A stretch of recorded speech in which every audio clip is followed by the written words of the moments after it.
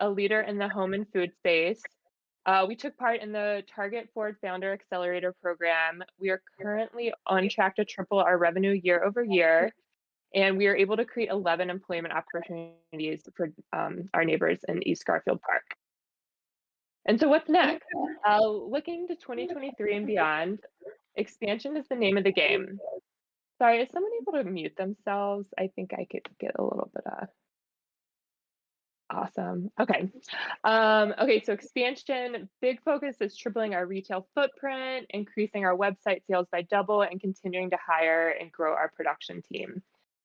And so with the Accelerate and ODP grant program, this will give us the ability to fund the purchase of a much needed extruder machine. We currently hand cut and hand fork every crisp, and shown here is the extruder machine.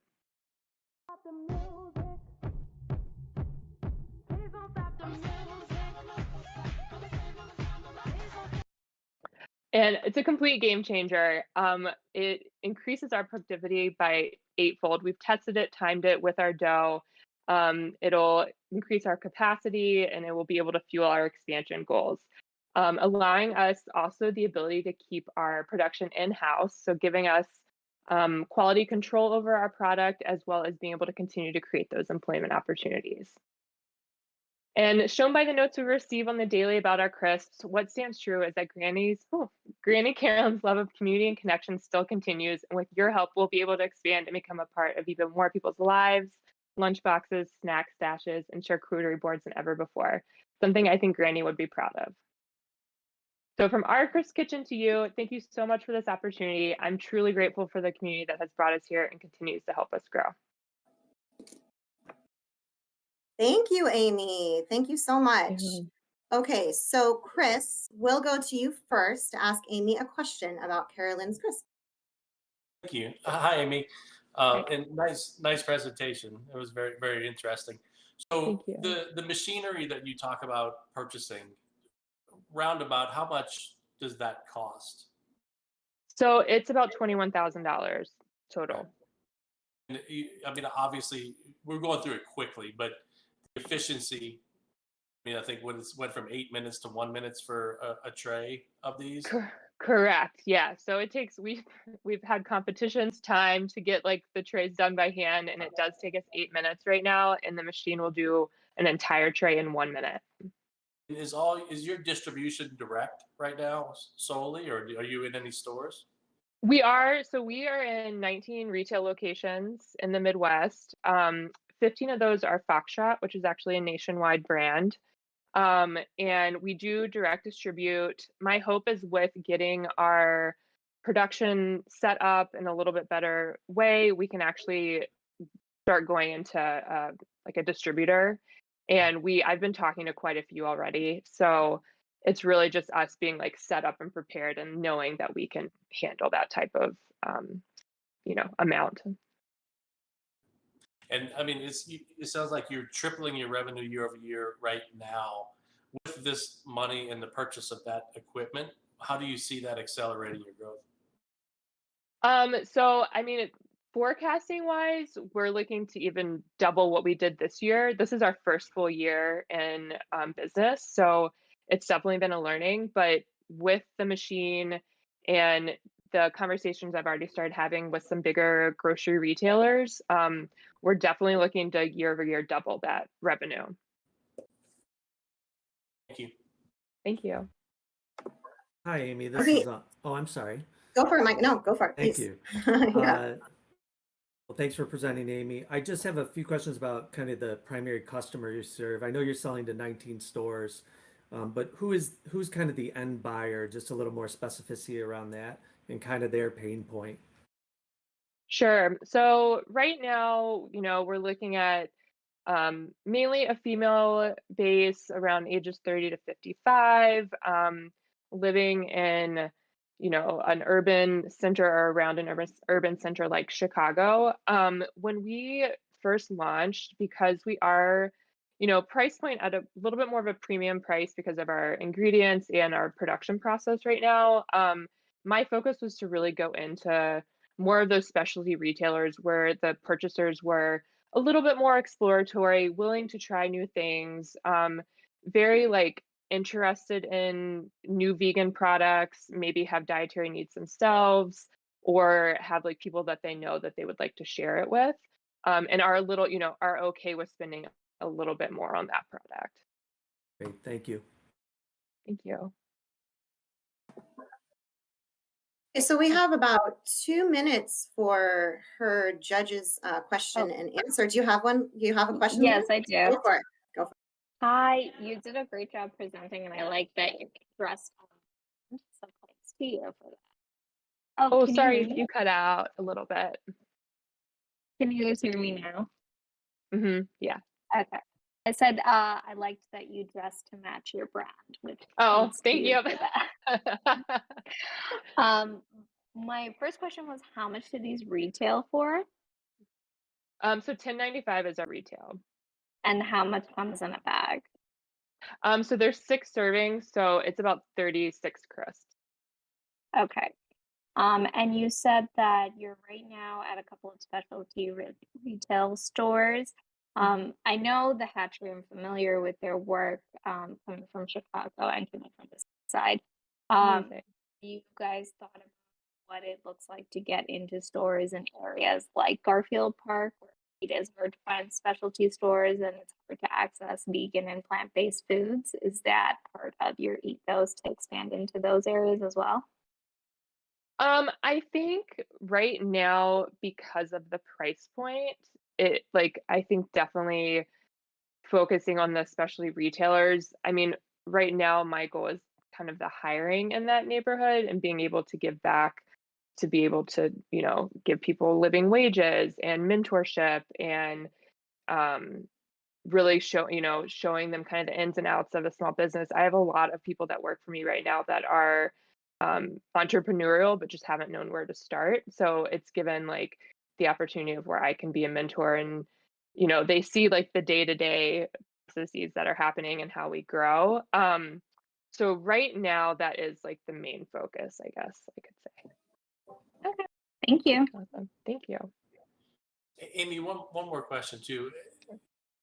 With the machinery and the efficiency, does that ultimately drive your cost down so the unit price comes down with it, or are you pretty set at that price? Yeah, like my overall goal is to get our price down for sure. And the more, like we can produce, the quicker we can do it, and the more even quantities of materials we can buy to be able to get those price point breaks. My goal is to definitely continue to drop that price as we grow.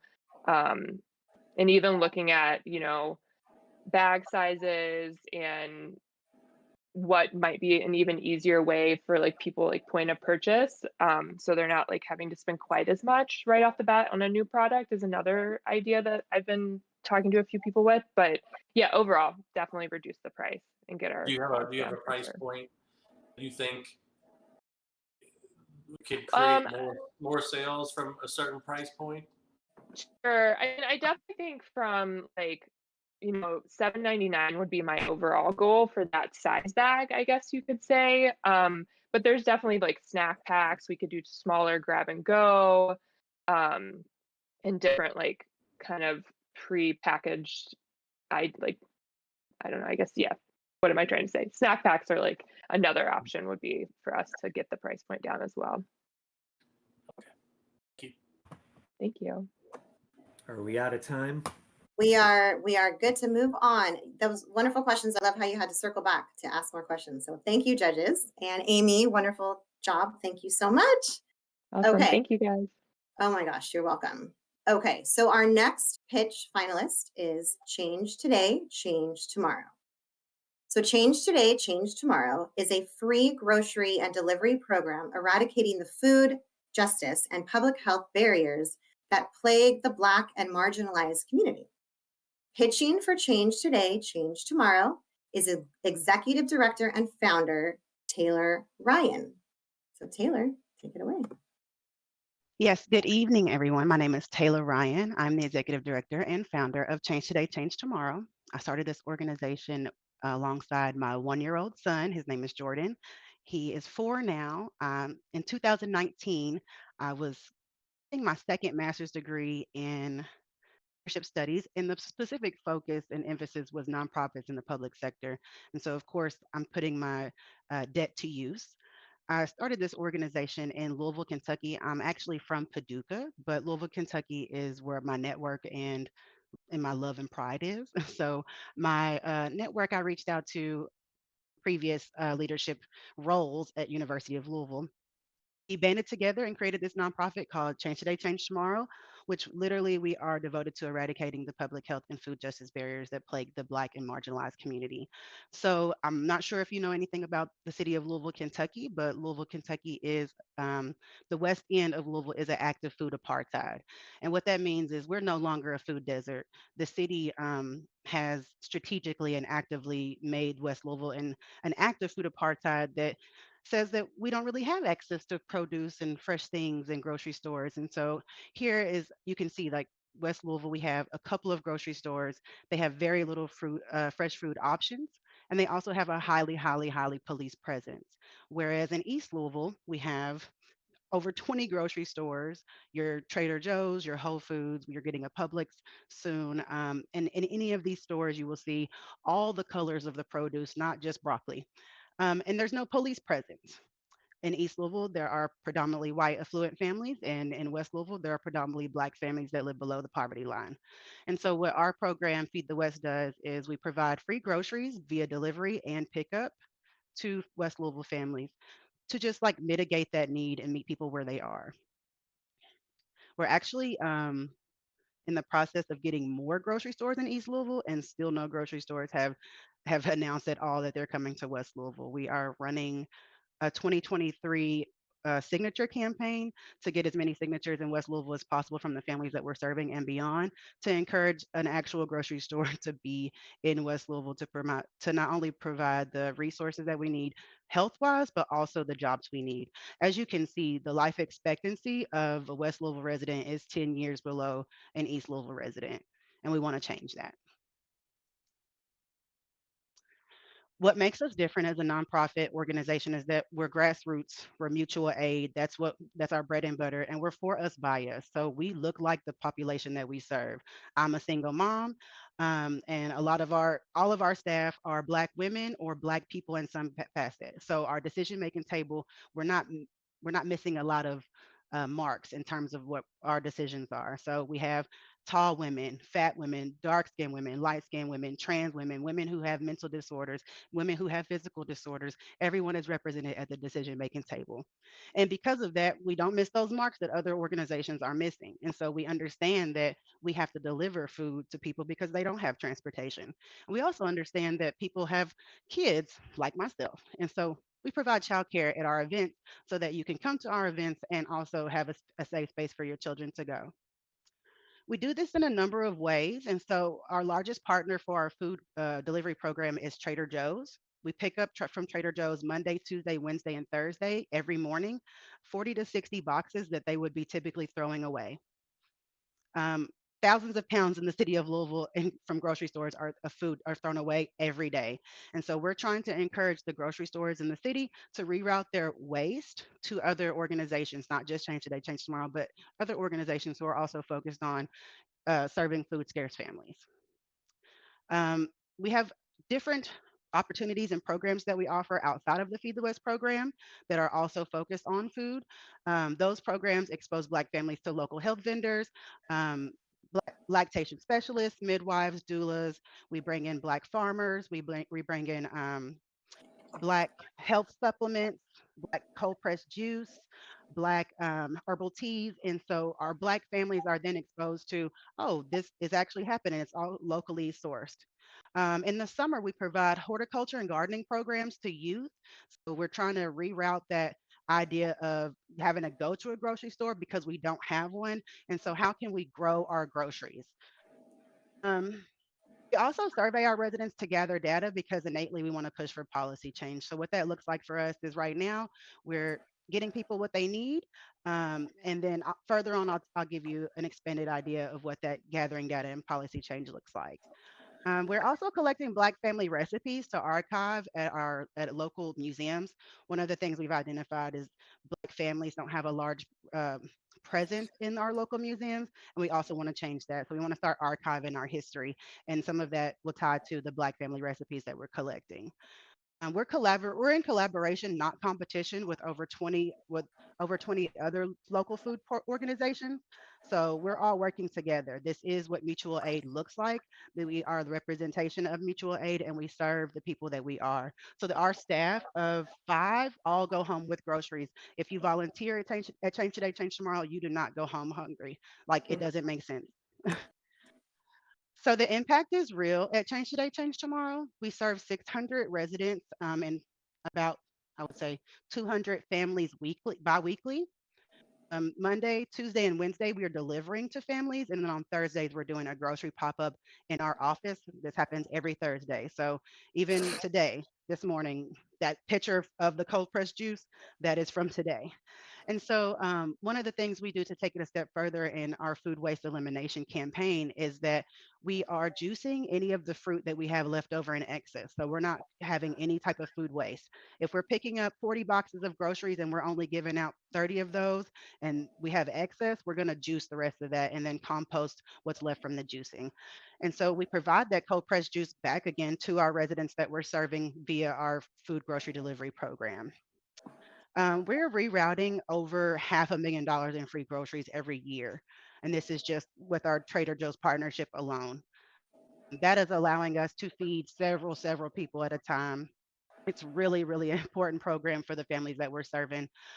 Because we're a nonprofit organization and we are a little different than other organizations, I didn't take the time to like put testimonials because we don't really do like, I don't know how else to say it, but we don't do trauma porn. And so it's not my job to expose the vulnerable population that we serve just so that you could see that we're doing the work, but it's up to you all to trust Black women.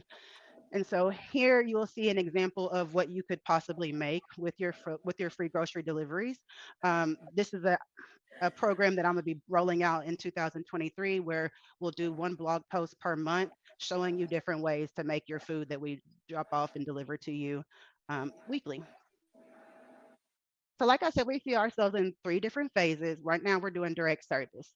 We're getting people what they need, and we're also asking questions. Those questions innately turn into research. So we want to gather data over time that we can take to our local and state constituents and say, hey, some things need to change. We have 20,000 residents signatured saying that we need a grocery store. We also know that thousands of pounds of food in the city are being wasted and literally thrown away. So how can we reroute that waste in a way that makes sense?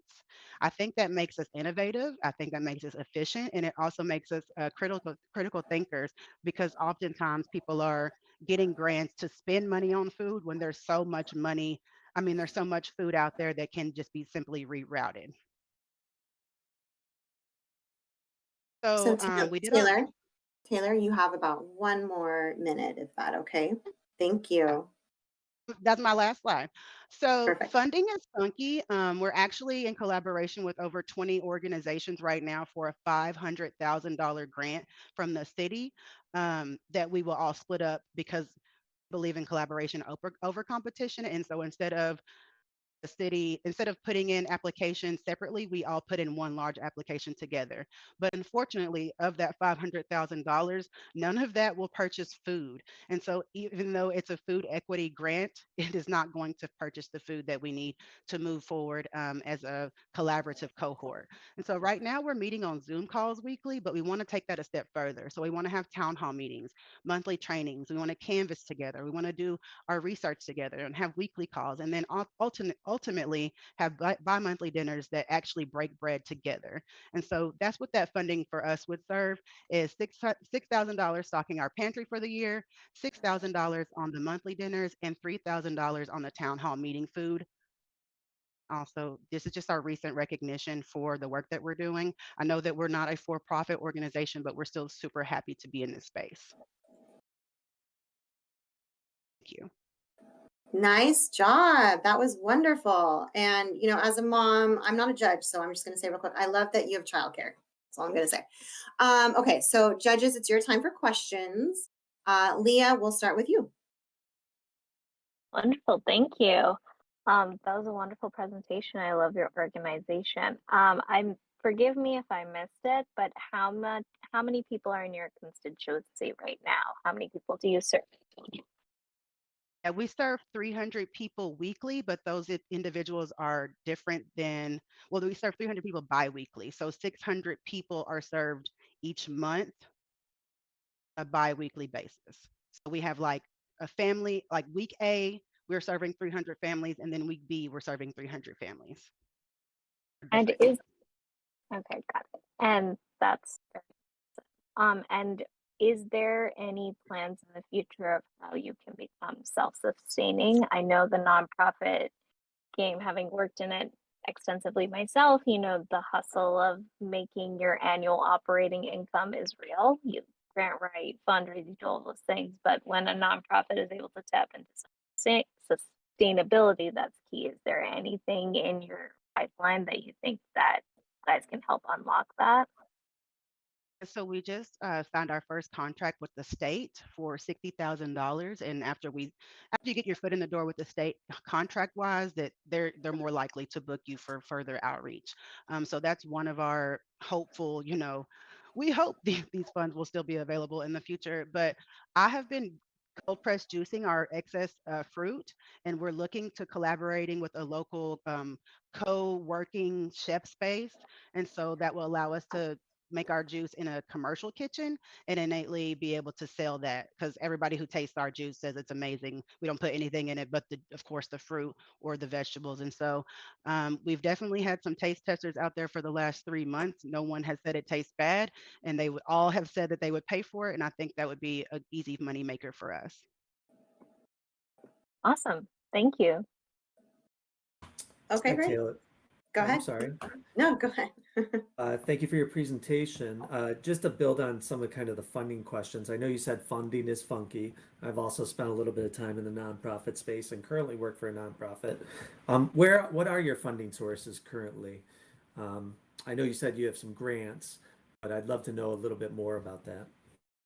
Yeah, we have 62 monthly donors. So we're Okay. bringing in about $5,000 a month just off of our monthly donors alone.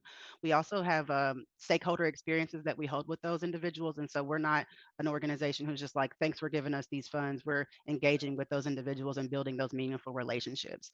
And that number grows every month. We're always getting a new monthly donor. So that is a consistent funding that we know is coming in. We also have some annual grants that come in from our local United Way. We get about $30,000 every year from our local United Way. We're getting the $500,000 in groceries completely free from Trader Joe's. So it's not funding, but it is, eradicating an expense. And then we also partner with DoorDash to deliver our food. So DoorDash delivers our food completely for free. Again, we don't have a large expenditure budget because we're trying to be efficient and resourceful in the other ways. That's helpful. Thank you. And how many people do you currently have on staff? We have 5 people on staff, and then we have an additional 4 people from AmeriCorps. Great. Thank you. Appreciate it. Okay, thank you, Michael. So we have 2 more minutes. Is there any more questions? Chris, would you like to ask a question? Sure. Hi, Great. Taylor. Thank you for your presentation. Great cause. Yeah. I guess, and I don't know, I've not worked for a nonprofit. So just looking at the problem, there's definitely the problem there, and then trying to find how do you help more on the one side, how do you help more families, right? There's the policy change and things that come later. But with the money, have you thought of, are there any ways to utilize the money outside of just the purchase of food, which is valiant, right? I mean, it's definitely a great cause to feed it, but how do you, I guess, magnify it or exponentially multiply that to where it pays for longer or provides the ability to provide a service for a longer term, and it's not once it's gone on the food, it's gone. Have you thought about that? How to utilize that money to exponentially grow? Yeah, so what we're focused on is not just getting food to people, but showing people how to grow their groceries. And so in the summer, we actually just got our soil tested and did a run through yesterday with like the layout of what we'd be able to plant. We're going to have 36 raised beds in our backyard of our office.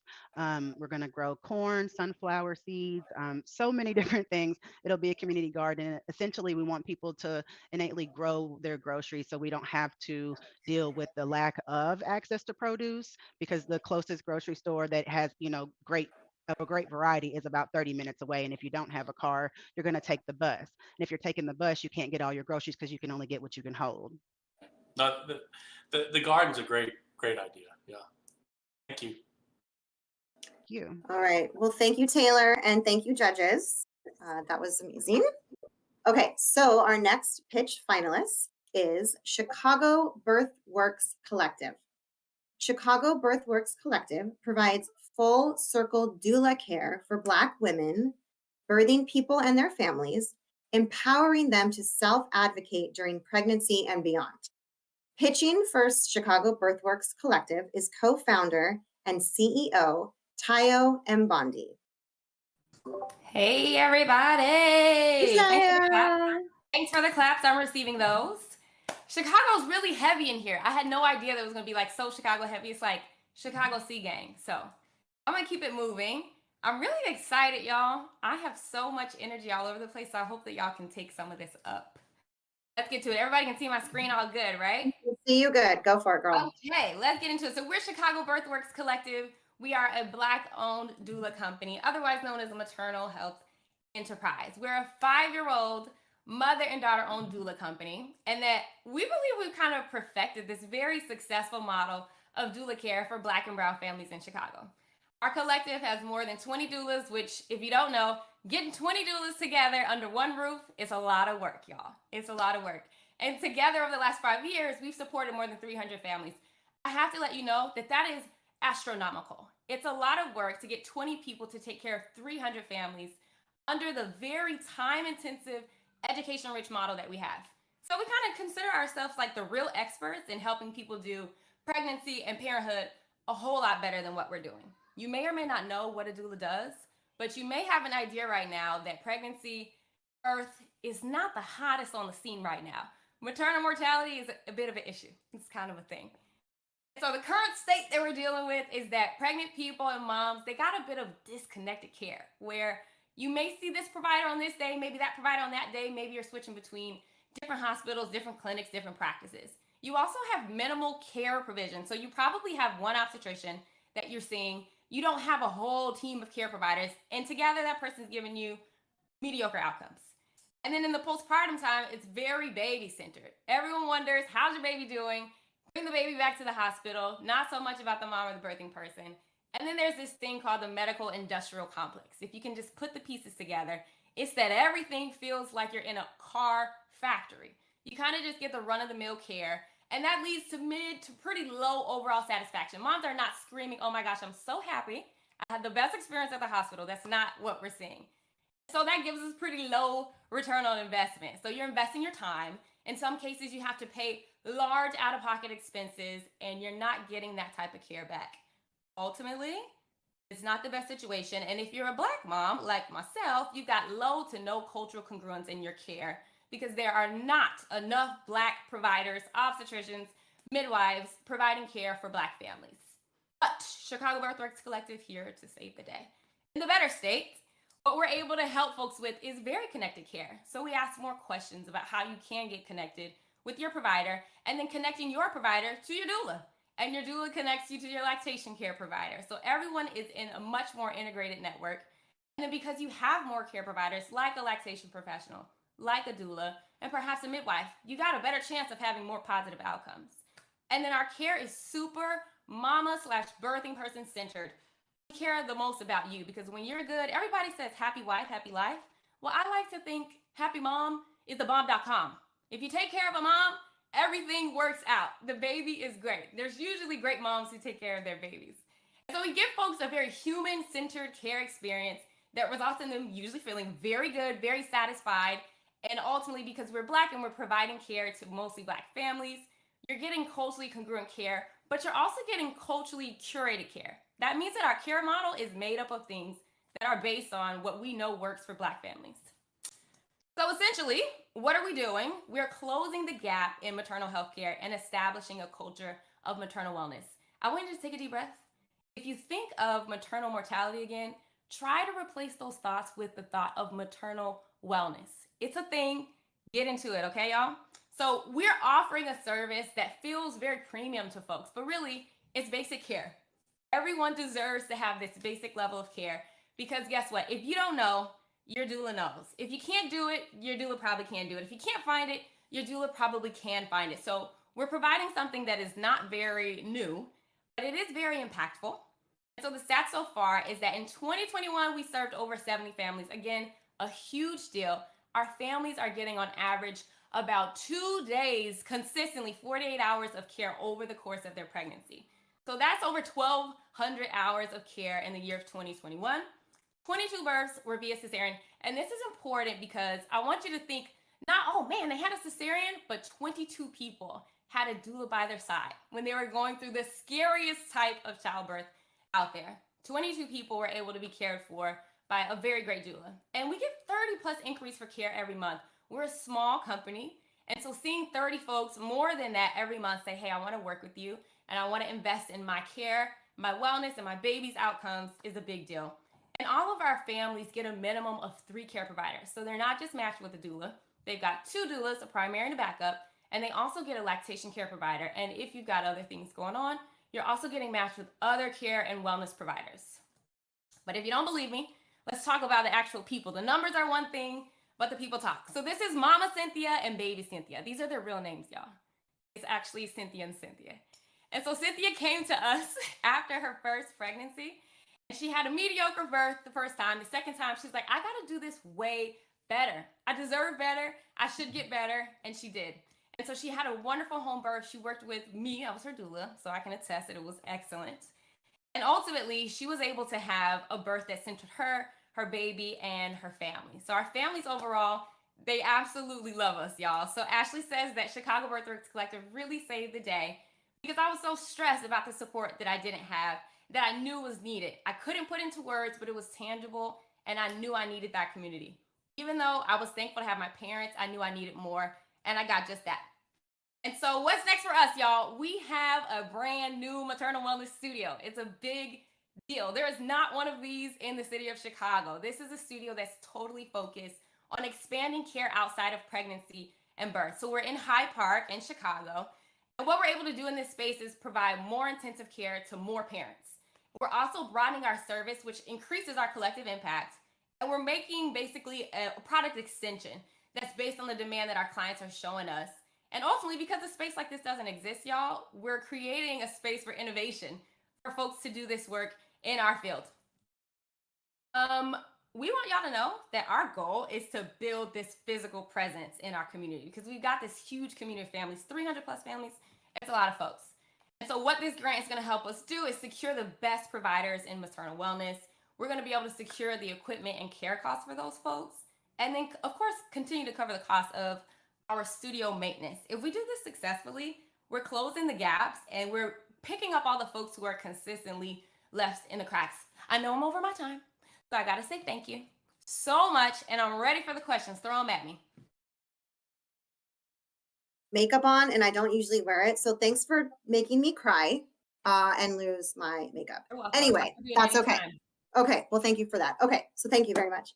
Okay, so we will start with Michael. What question do you have tonight for Tayo? Sure. Is it Tayo? I want to make sure I get this right. Tayo. Tayo, I apologize. Tayo. Thank you No so much worries. for your presentation and your energy. I just want to be clear, and I might have missed it. Is this a for-profit organization? We are a for-profit organization. We're a company. Good. No, that's helpful. And what's your pricing like compared to other doulas in the marketplace? Absolutely. So we're at the top of the range. Our packages start at $1,500 and they go up to $2,500. Okay. And then who exactly is kind of your bread and butter or core customer for this type of doula service? Yeah, so these are mostly married folks that are college graduates. Most of them live around the South Loop, mid-metropolitan parts of the city. We get some single parents, but mostly these are folks who know that they're investing in other ways and types of wellness services. So if you go to the yoga studio, if you invest in going to the chiropractor, those are the types of clients that we see. Great. Thank you so I'm much. gonna drop, I don't know, I think you can see the chat, but I'll drop in the chat. It's got a little link to our service menu in there, so you can kind of get an idea of what we do. What comes when you give someone $2,500 to provide doula care. Great. Thank you. Yeah. Okay, great. Thank you, Michael. And do Chris, you have a question? Hi, Tayo. Nice presentation. Loved your energy, by the way. And obviously 5 minutes goes fast, and my presentation was blinking a little bit. So if I'm asking questions that you covered, please forgive me. But how do you market your service to the community that you're trying to reach? Absolutely. So word of mouth is a huge deal for us because moms always talk to other moms. So we are very well connected in that, right? But we also have great connections with providers. And so when you go to see your OB or your midwife and they're like, hey, do you have a doula? We have great relationships with those folks. So typically our providers are recommending our doula services to our clients. And the grant that if you were to win, is that what's going to cover the maternal wellness studio? Has that not opened yet? Is that It hasn't future? opened. It's opening this month, but the grant helps us to continue to expand those services. So what we've got to do is continue to bring in more practitioners. Our collective is so huge. We've got a lot of birth workers who do so many things, but we don't have practitioners outside the space. So like a chiropractor, for example, having a chiropractor practice in your space comes with a lot of expenses, a lot of different insurance costs, a lot of different equipment costs. And so there are costs associated with bringing those different types of practitioners to our space. And our goal is to make sure when people come to the studio, you can get all of your maternal wellness care in one place. Okay, thank you. Yes. Okay, cool. We have 2 more minutes. Leah, do you have a question? Yes, I do. I am a new mom and I wish you existed in Long Island, but it's fine. I won't hold it against you. Congratulations. Sorry. I had a question in terms of pricing. How much are you charging? And are you seeing a margin right now or? Yeah, so our most popular package is $2,500 and the families love it. And so a lot of people think like, are moms really investing in this? Absolutely. Like, what wouldn't a great parent do? If someone told you you could have a better experience and better outcomes, moms are going to do what they have to do to invest in it. And so we're seeing a huge increase in the interest there.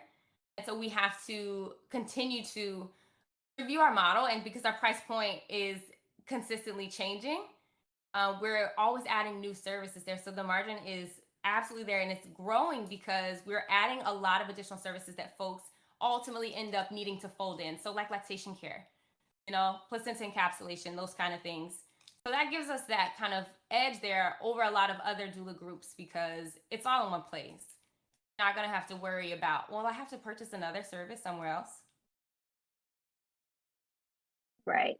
And then what's your expansion plan? Are you looking to open more wellness centers throughout Absolutely the are. Midwest? So, yeah, what we've been doing is we have a nonprofit organization that helps us to train more doulas.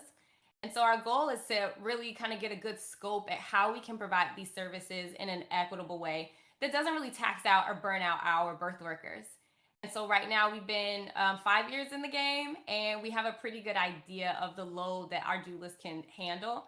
And that helps us to kind of estimate revenue and the client load that we can take in. So our goal is to get this studio up and running. We'll be here indefinitely. And our hometown is Long Beach, California. So if we could make it out there, that would be amazing. Okay, great. Thank you so much. Absolutely. Thank you, Tayo, and great questions from the judges. Thank you so much. And, just shout out to California. That's where I'm from. Anyway, okay. Our 4th finalist, this is exciting, is Acacia Woods Chan from Ethnic Ties Travel. Ethnic Ties Travel creates global ties through culturally conscious travel with curated tours that highlight the rich and vibrant local culture, history, and food. So please welcome founder Acacia Woods Chan. Take it away, Acacia.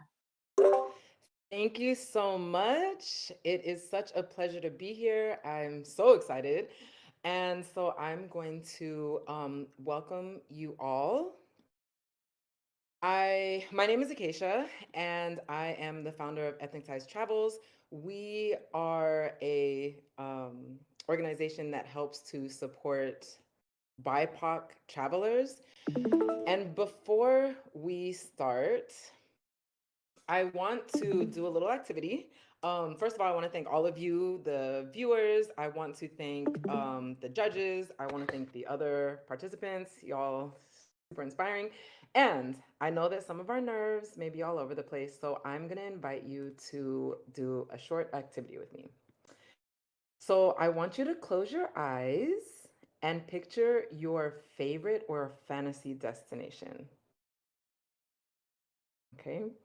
So, like I said, established in 2019, our original plan for Ethnic Ties was to help you get there through our travel consultancy services, which focus on supporting Black, Indigenous, and people of color travelers. However, with the emerging effects of COVID-19, we had to face reality and we chose to pivot to local culture-based tours to provide local cultural exploration without the necessity of long haul or involved travel, especially during a time where COVID was rampant. This was before testing was even available, and there could have potentially been impacts on local global economies and healthcare systems. So currently, we offer local tours, including the Fruitvale Taco Tour, the Chinatown Tour, and the Black Oakland Tour. So as a single founder, I had to do some deep reflection during this time and wondered if I had the capacity to push through. Then I remembered that I was made for this. As a person of mixed ethnicity, I am Chinese and African American. I have always been immersed in diverse cultures, languages, and experiences. So raised in the San Francisco Bay Area, Cali in the house, might be the best place for that, yet still maneuvering between two very different cultures, including traveling from the San Francisco Bay Area to Akron, Ohio. Akron also in the house, that's where my dad's from. Definitely developed the skills in me to understand people at a basic level, regardless of skin tone, background, or aptitude. And that lies at the philosophy of Ethnic Ties. So as the travel industry showed no signs of return, we visited our root values and determined that we would leverage culture and tourism as tools of support for communities of color. Through food and cultural exploration, we support cross-cultural connections, learning from and patronizing businesses that make our communities what they are. So currently we're based in Oakland, and our tours act as a bridge for visitors and locals alike in supporting local moms and pops, mostly businesses that make each part of Oakland unique. Through our grassroots relationship building, we invite participants to be knowledgeable and conscious guests in the town, aka Oakland, while also highlighting the lived stories of our local tour guides and local business owners. So for instance, on our taco tour, I'm training Daniel, who's a former student of mine and also a recently arrived asylum seeker from Mexico City, to share about the changing tides of Oakland from an anecdotal, personal perspective, while also highlighting the continued perseverance of vendors like Luis and his family business, Nieves Cinco de Mayo, who have been in Fruitvale for more than 30 years. And they have definitely been supporting a number of different communities, including, myself. Tacos is life. In our Black Oakland tour, Venus, a local artist and community advocate, will highlight the work of vendors like Jill Christina, who curated the Women of the Black Panther Party mural on the side of her house to showcase the contribution of women Panthers who made up 70% of the party at one time. This is something I learned recently through my work with Jill Christina. We love our city and believe this business model leaves the opportunity for most of our core values, which are patroning local businesses, many of whom are moms and pops and more traditional, so they tend to, and definitely during COVID, a lot of times suffered from the growing effects of the digital divide. We also want to support local workforce development via tourism. And in particular, we have a focus on supporting those with more barriers to traditional forms of employment. So those who may be asylum seeking, those who may be recently um, returned from the juvenile or the carceral system, and also those who just have a less traditional path, but maybe a more creative path. And also, we want to welcome visitors and locals alike. So, for instance, in Oakland, even during the pandemic, we've seen a number of new transplants. We have Silicon Valley right here. And so, as a number of those industries develop, we have people who are coming who know nothing about Oakland. They don't know where to go, they don't know what businesses to support.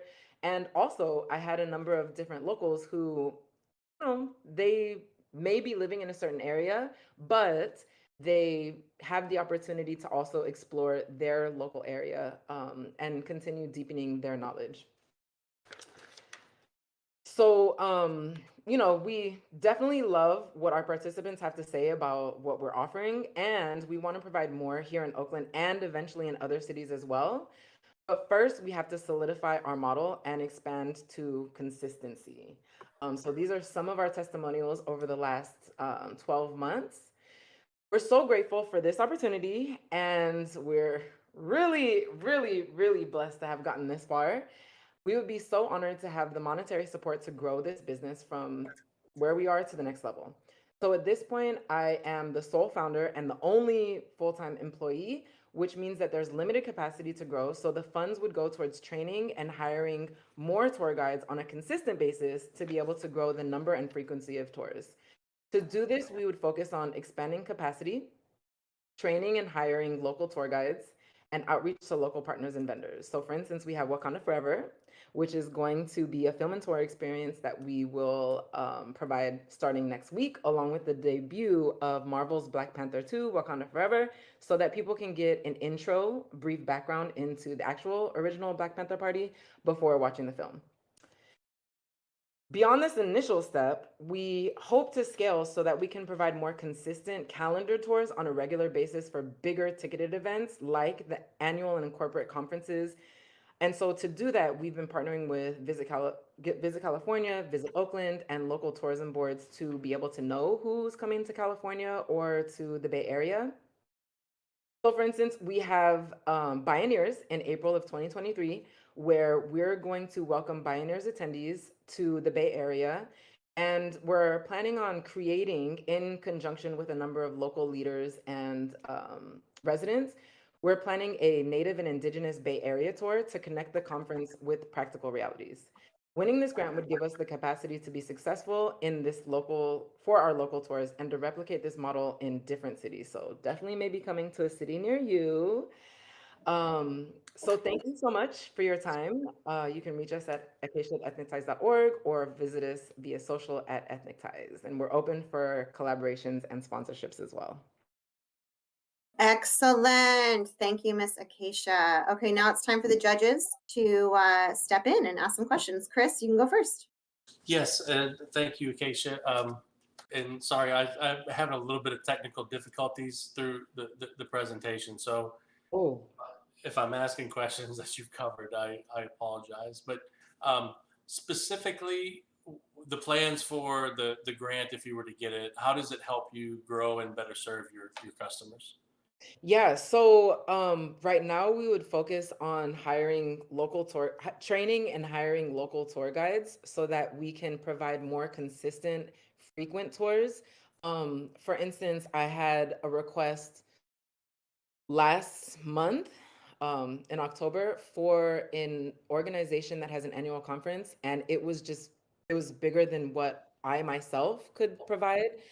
So we're kind of limited by the fact that I'm a single founder, and then we're constrained by whoever might be available on call. And so with these funds, we would be able to we're planning on 3 different tour guides that we would be able to provide consistent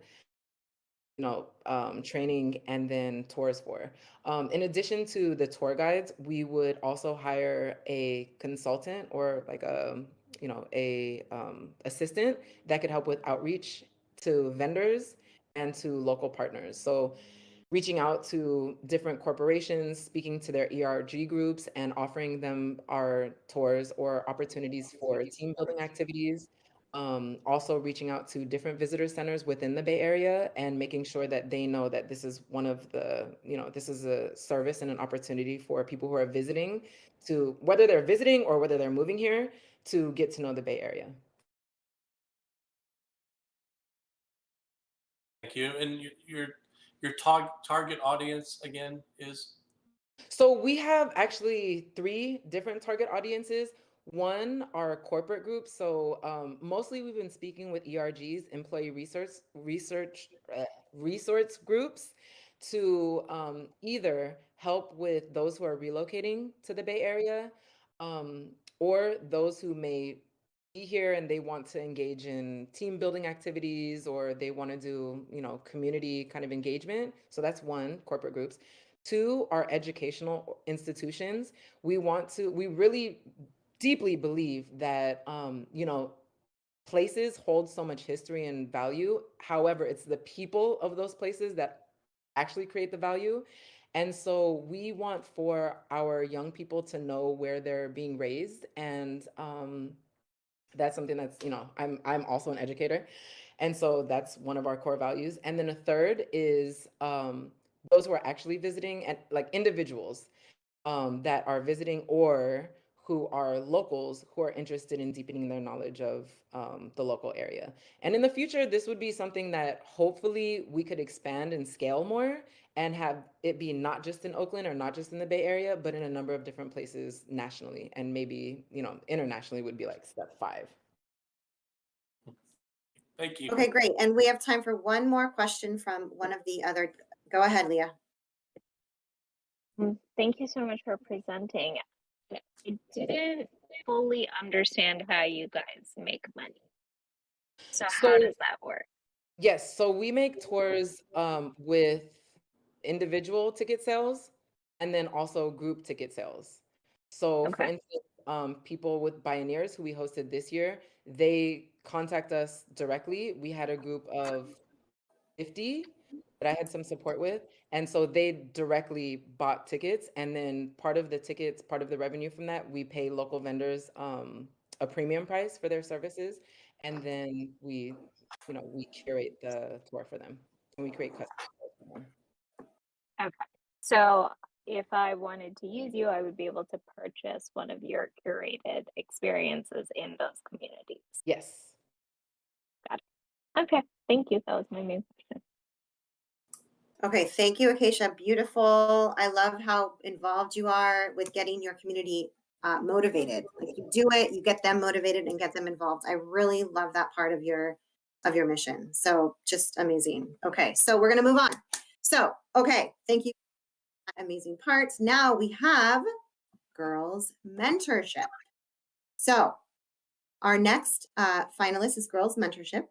They empower tween and teen girls to be the best versions of themselves through workshops that teach life and personal development skills. Pitching for Girls Mentorship is CEO and co-founder Mary Francis and co-founder and Chief People Officer, such a cool title, Jill Peterson. Take it away, girls. Hello, everyone. Hi, everyone. Let's share our screen.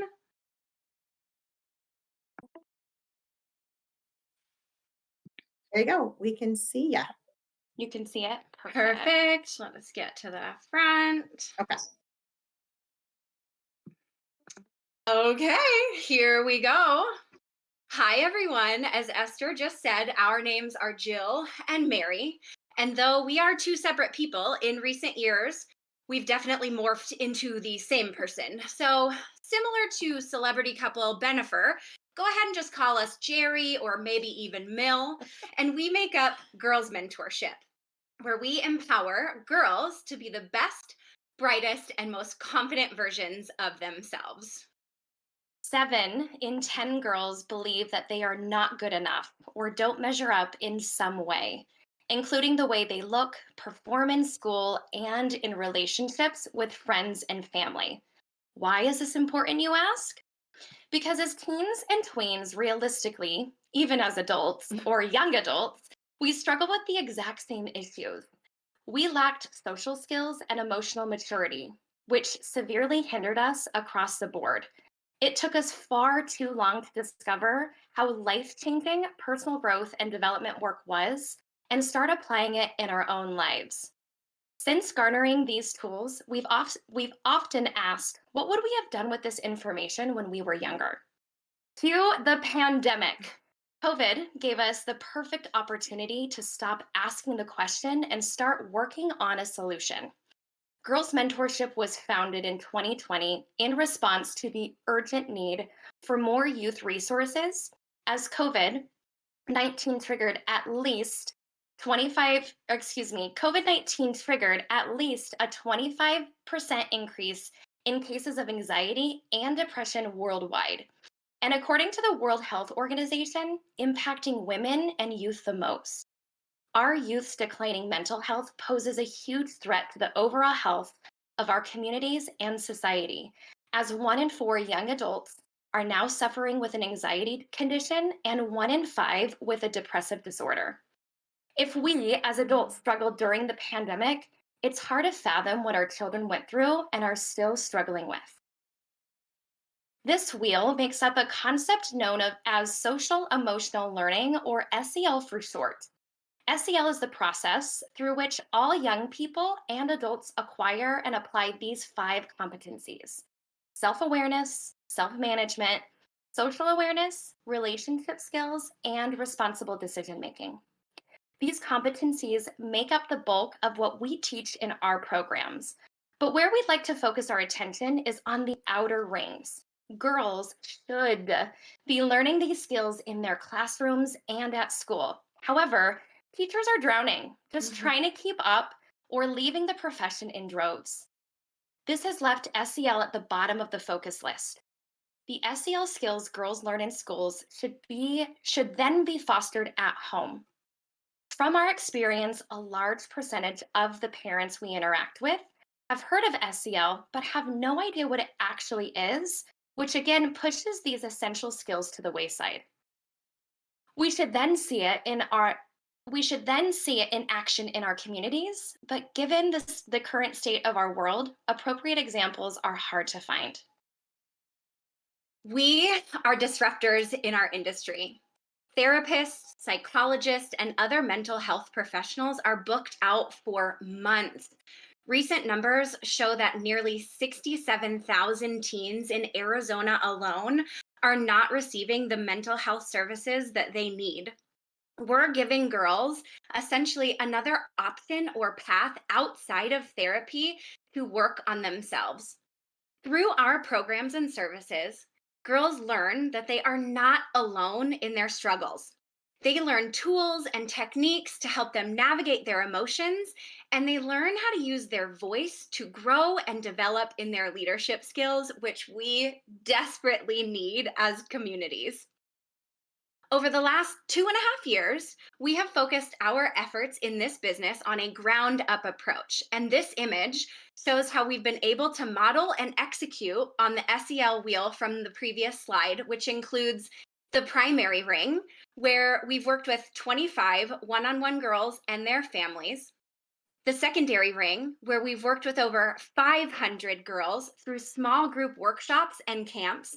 And that tertiary ring, where we've worked with nearly 1,500 girls through talks and trainings via third-party organizations. Here's one of our girls. Her name's Reese. We unfortunately couldn't get video and sound to match up, so we just took a screenshot, but she's exclaiming in this moment that Jill and Mary are extraordinary and how much she's enjoyed coming to our programs throughout the years. The next one is from a dad. He's explaining how much this work has helped his daughter and their family in her personal growth and development. And honestly, though we've thoroughly enjoyed working with one-on-one girls, we know we want to grow and scale beyond our local communities. And in order to do that, we have to shift our focus more to the second and third rings, that secondary and tertiary, effectively taking a top-down approach. Meaning, this infusion of capital would help us partner with and build out a community hosting platform such as Kajabi or Thinkific, where we could host all of our curriculums and run trainings effectively begin certifying, empowering, and elevating other people to do this work and bring it to their communities. It will also act as a space for our girls to gather in community and seek out resources between in-person events. Lastly, we recently made the decision to take on interns from our local university, Arizona State. This grant would help with that investment, which is going to give college students the chance to gain experience before graduating and going on to the next chapter of their lives. It's also going to give us the opportunity to experiment with building an internal team that's not so permanent yet. Essentially, we want to build an SEL army. If the two of us have been able to reach over 2,000 girls on our own in the last 2.5 years, we cannot imagine what continuing to add people to our mission and vision will do in terms of impact. Every girl deserves this. Every family deserves this. And together, we can work on drastically reducing those heartbreaking statistics for girls everywhere so they can grow into their best, brightest, and most confident selves. So thank you so much for your consideration. Wow, very nice. I just want to say thank you, Mary Frances and Jill. And I'm just going to say, so something you said was you want to be interrupters of what life is offering and what it's supposed to look like. And COVID did that to us, right? COVID was an interrupter of what life was supposed to look like. And I love that you're coming back and you're fighting that. You're saying, you know what, I'm going to interrupt right back. And I'm going to give you a life that maybe this is what it's supposed to look like. So wonderful. Okay. Anyway. Okay. So Leah, what do you got for the girls? Yeah, great presentation, ladies. Quick question, and I apologize if you said this already, but you were kind of in and out for me. But how are you maintaining your operation costs? Like, how are you sustaining yourselves, and how do you plan on becoming more sustainable? We sustain ourselves through monthly workshops. So we have a membership model or a drop-in model for girls who have yet to experience us. So we do kind of a buy a ticket, bring a friend for free. So we are able to integrate more new faces. I believe it was Chicago Birthworks that said mom's opinions are just worth their weight in gold. So a lot of our business has been referral based. So we host monthly workshops, and a lot of our funding comes from those third-party organizations. So we work with a lot of local nonprofits, as well as a lot of just domestically located nonprofits, Girl Scouts, national charity leagues. We've gone into domestic violence shelters, human trafficking shelters to give these talks about personal growth and development. And they pay us as a third-party independent contractor. And how do you guys see your expansion plan? We see our expansion. Well, it's just the two of us for now, almost hiring an intern, but we see us building out this army that we want to we want to take what we do in social emotional learning, the curriculum that we use to develop girls and their confidence. We know that we can train other people to do this work to go out into their communities. So we definitely see an opportunity to train the trainer, as well as how do we then bring some of those trainers in-house to continue to elevate and grow our services and programs. Thank you so much. Thank Cool. you. Michael, do you have anything? This is Michael. I have a few questions if we have time. I know you said you're a third-party contractor for some nonprofit organizations, so forth. Do you also market directly to the girls you serve, or the decision maker in the girl's life in terms of the economic payer? If so, I'm curious to hear about that a little bit. So when we first started, we were like, we're just going to work with girls. We're not going to need their parents other than to foot the bill. However, from that ring, obviously we're working primarily with girls. But in SEL, they should be learning in schools. It should be fostered in their families. But what we found is mom and dad don't understand what SEL is either.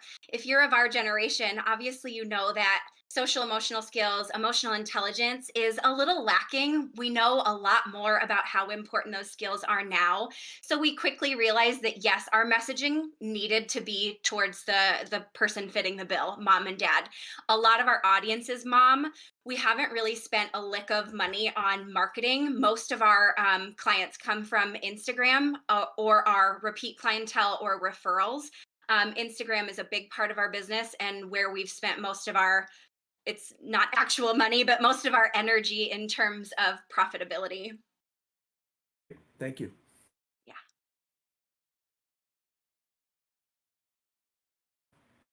So I'll pass the mic if you have a question. Bring it on, Chris. I think my questions have been answered.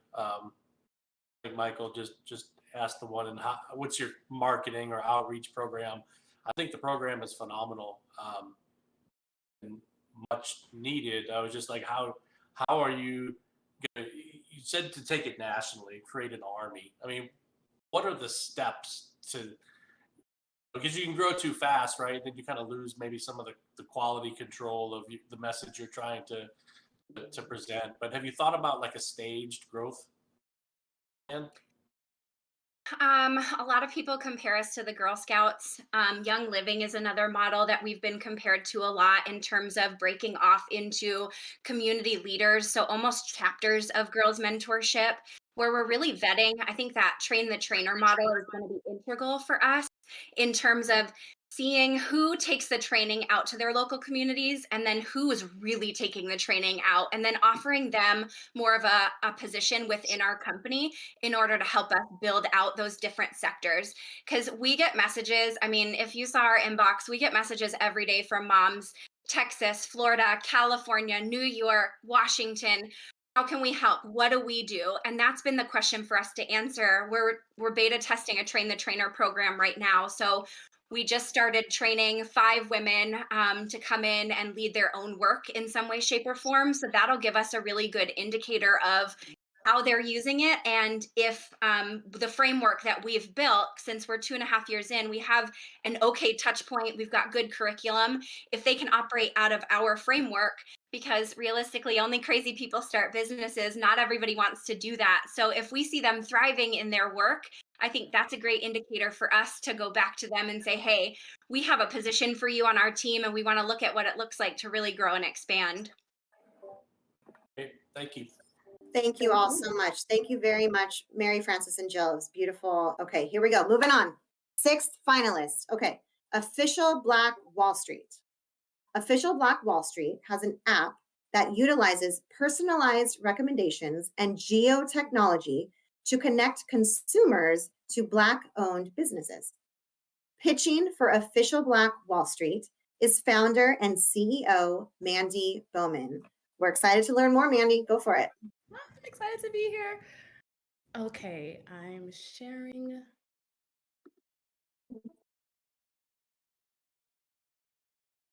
All right, are we ready to go? Okay. Hello, everyone. My name is Mandy Bowman, and I'm the proud founder and CEO of an amazing startup, I'm not biased at all, called Official Black Wall Street. Growing up in Brooklyn, New York, it was super common to see Black-owned businesses on just about every corner. As a matter of fact, it was that representation that influenced me to be an entrepreneur as a child. As we know, though, this changed drastically with the rise of gentrification. And I remember watching as one Black-owned business after the next closed down, many of them no longer able to keep up with the rising costs and big box competition that comes with gentrification. Now, one thing I learned is that this was not just happening in New York, but it was happening all across the country. As a matter of fact, I found so many stats that were extremely alarming about the challenges Black entrepreneurs face when it comes to being rejected from bank loans, being rejected from VC funding. Even when it comes to our annual revenue, we are constantly statistically getting the shorter end of the stick.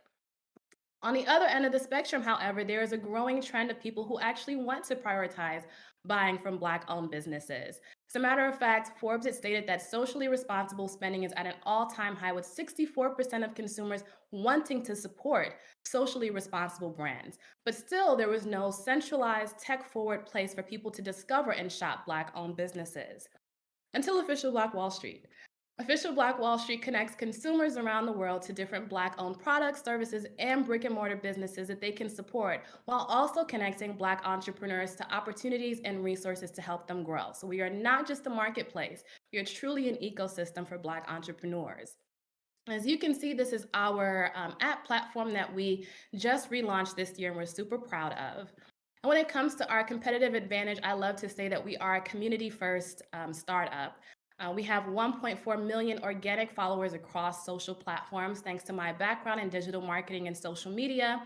We also have a couple of very impactful partnerships. For example, our partnership with global law firm Baker Botts. They provide free legal services to Official Black Wall Street and the Black entrepreneurs or businesses on our platform to help them protect their business while also not breaking the bank, which is super important as a business owner. And as I mentioned before, we have geolocation technology, and in the future, we'll be incorporating gamification to incentivize people to continue to support Black-owned businesses. As you can see, we've been featured by some really amazing brands who saw the impact, from Google to Forbes, Entrepreneur Magazine, and more. When it comes to our impact, not to be corny, but if we could give Official Black Wall Street a middle name, it would be Impact, because that is what we do. Since launching, we've been able to circulate 1.7 million back into Black-owned businesses through the grants that we give out each year, our marketplace, and our different campaigns that we host around our platforms and social media. As you can see, this was a really loving testimony that we received from one of the entrepreneurs on our platform, who said that the resources provided are unmatched and appreciated. And speaking of testimonies, testimonials, we have a lot of those. These were some other messages that we had received from business owners who were on our platform, and messaged us about having an increase in sales, receiving their first international order, or even Official Black Wall Street being a part of their top 5 referring sites. So as Rosebud's CEO said, it is working. The next steps for us, of course, would be expansion. And we want to do that through increasing our reach and increasing our impact with the resources that we have for Black entrepreneurs.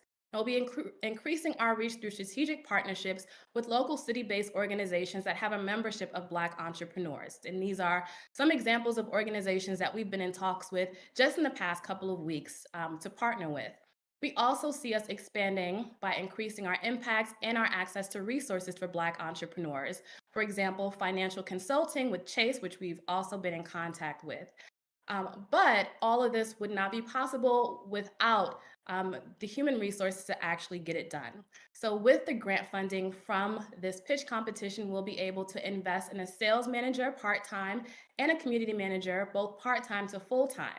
The sales manager will be able to connect with and establish different strategic partnerships with local city-based organizations around the country to increase our footprint. And the community manager will be in charge of sourcing different resources and companies that can help bring more resources to Black entrepreneurs to alleviate costs and many of the challenges that Black entrepreneurs are facing. Now, I hope that you will join us in empowering Black founders across America. Thank you.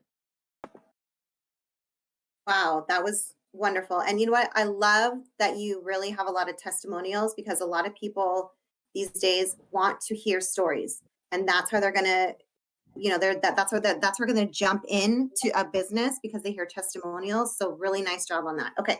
So Michael, take it away. What questions do you have? Sure. For Mandy? Well, thank you for your presentation, Mandy. I guess my first question is, I'd like to ask you to explain your revenue model a little bit. Yes. Tell me, yeah, go ahead. Oh, sorry about that. That is a great question. So we have a monthly subscription-based model. Black entrepreneurs who sign up for our platform can pay $39 per month or $89 per month. $39 per month will gain them access to list on the platform and also all the resources that we provide, from the free legal services, access to a database of funding opportunities that they can apply for, monthly master classes, and more. $89 per month includes everything I just mentioned. Plus, we have monthly marketing through our social platforms. So it's kind of a free service to the users that are searching? Yes, users, it's completely free. I see. Okay. And then I know you said that there isn't currently maybe a technology-based tool for people to search for these type of businesses. How are people searching for these types of businesses now? Is there any sort of competition? Yes. So many of them use Google. Google has a tool that allows people to mark that they are Black owned. However, as I mentioned before, there is no vetting system. So anyone can go on and say that they're a Black owned business or that they're a woman owned business or LGBTQ. So that's the major difference between official Black Wall Street and the other options out there. Great. Thank you, Mandy. Great. And Leah, do you have a question? Could you say your traction to date? I'm sorry if this is. Oh, can you hear me now? Yes. Okay. I'm sorry if this is repetitive, but I didn't catch that part. Your traction to date?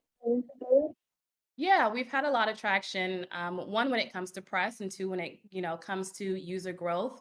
So we've been featured by Google, we've been featured by MailChimp, and a lot of other really great brands. We've also been able to raise over 6 figures in grants and funding over the past couple of years.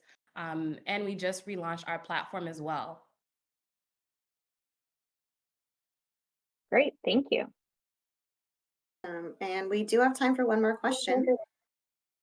Yeah, can you, and great job, Andy. And before I get to my question, our parent company, ODP Corp, launched about 2 years ago. It's called Elevate Together, and we invest in minority-owned businesses and startups. It's new. We've got some other corporate partners that do with it, but I can connect you to the gentleman who runs that, because there might be some synergies or partnerships that can be done there, because it seems like there's a lot of similarities to what we're trying to do, and you're probably a little bit more further down the road or advanced than we are. But can you explain a little bit more about you mentioned the marketplace and ecosystem and exactly how all the entrepreneurs interact together and what benefits they pull from that? Yeah, so what we wanted to make sure that we were doing is not just provide exposure to business owners. We wanted to make sure that they could actually, grow their business and that they had the resources to do so. So by signing up, businesses are able to, one, join the marketplace, so they have the exposure to people who want to purchase from them. But two, they're also able to be connected to our resource suite. And through that, we were able to, partner with a lot of really amazing and impactful organizations to provide those business owners with free legal services for a trademark, litigation, anything that they need to protect their business. We also have partnerships with PR firms to provide businesses with, the ability to grow their business or to know how to market it. So we really see it as an ecosystem where we're not just feeding business owners leads and sales, but we're also providing them with grants. Each year we have our annual Black Entrepreneur of the Year Awards, where we celebrate entrepreneurs and partner with a company like Snapchat or Clover to provide businesses with grant funding to grow their business. So we're able to seed them grant funding as well as different resources and sales and exposure. Awesome. Thank you. Thank you. Awesome. Mandy, so wonderful. Gosh, so many great things going on. Goodness gracious. Okay, moving on. Let's welcome Arthur Cartwright from Seed Time and Harvest Productions and Beat the Street, who is our next finalist. So Seed Time and Harvest Productions Beat the Street program creates positive, engaging content for underprivileged youth through live and virtual entertainment. I'm excited to welcome Program Director Arthur Cartwright. Hey, how's it going, everybody? I'm so excited to be here. Thank you guys for having me. Name of my company is Seed Time Harvest Productions, and we create content that teaches social and emotional learning to students. I really related to a lot of things that Girl Mentorship had said and talked about. So since we are a content creation company, we're in the content creation space.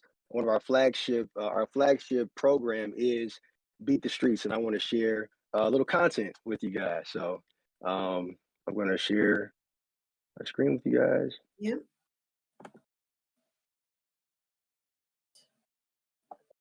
There's a big push in communities around the country to take a stand against bullying. A group of actors in Detroit helping to spread that message with a play called Beat the Street. Beat the Streets is a program that creates content that's for young people, by young people. Focus on teaching social and emotional lessons through the form of live and virtual entertainment. I read a book in middle school called We Beat the Streets, and it told a story about teenagers that made a promise to each other to become doctors, and it had a really, really big impact on me. I wanted to make that the basis of our program, Beat the Streets.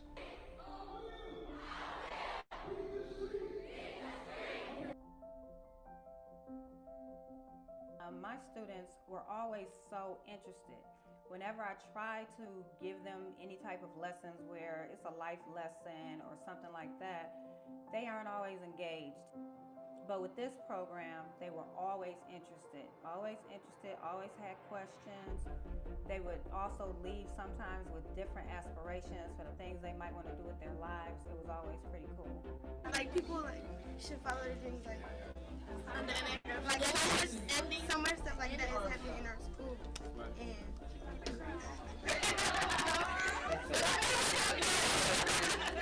what you got? Don't ever stop, no matter what's on there, like, 'cause you can't reach your dream. Like, I wanted to be a doctor. So it touched me a lot. And a lot of kids don't understand that, like, no matter where you come from or what you do, that you can't reach your goal if you just try hard. We inspire students through performance, talking about different things such as cyberbullying, verbal bullying, physical bullying, peer pressure, goal setting, self-esteem, self-awareness, college and career readiness. But what separates our program from others is that students are actually having the time of their lives while they're learning how to handle these things.